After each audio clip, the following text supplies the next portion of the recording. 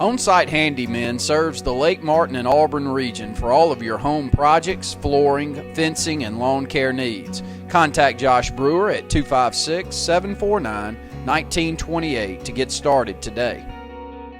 Diversity is important in an American farmer's life, and ingenuity of the American farmer is amazing. So we were at my mother's Thanksgiving table in 1997, and he was listening to my niece, who teaches school at South Shades Crest Elementary, a kindergarten teacher, and Melody Baker, who lives in the farmhouse here on the farm, a small farmhouse here on the farm. She was talking about first graders that she taught at Chelsea Elementary, and we have a daughter that was teaching first grade. They were all talking about the local pumpkin patches and how they didn't like it. They had to roast Winnies. They didn't grow them. The children would fall down a hill on the roots and break their pumpkins and cry all the way back to school. They hated it. And Jerry got really quiet and listened.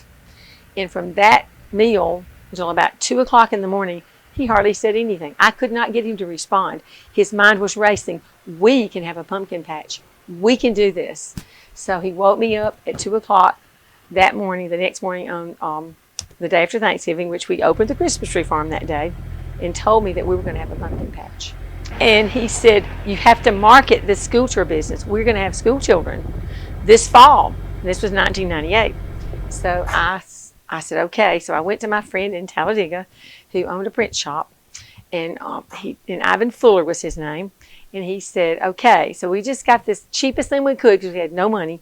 It was a tri-folded, literally a light green tri-folded paper, and we sent it to schools. And we already had schools coming to the Christmas tree farm for free to market it. And that had worked. Just to sign on the road and get the local few schools around who came, and that sort of grew the Christmas tree. So we sent them all letters. We sent 75 letters. In 1998, in October, I had 850 children coming to the farm. We were so encouraged, amazed. We designed a schedule, a structured day for 3 hours.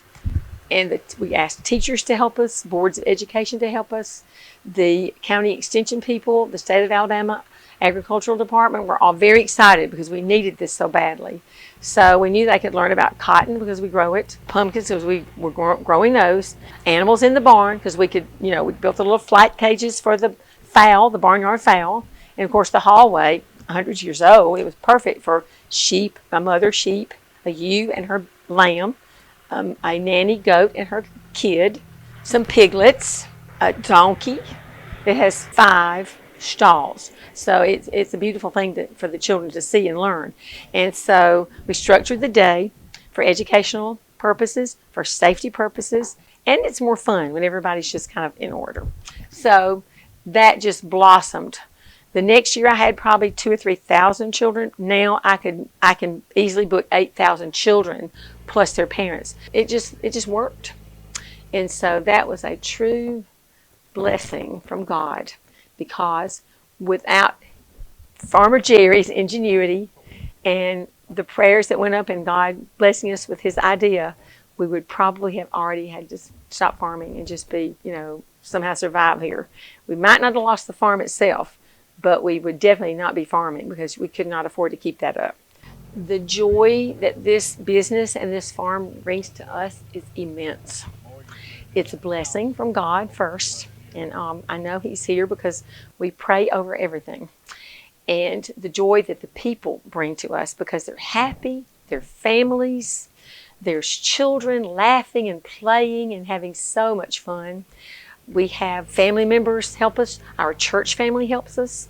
That is wonderful. We can work together. Jerry and I are always together. I do not have to go off to go to work at a place and come back home. We're together all the time. That's a blessing. It's just a wonderful, fun-filled, happy way to make a living.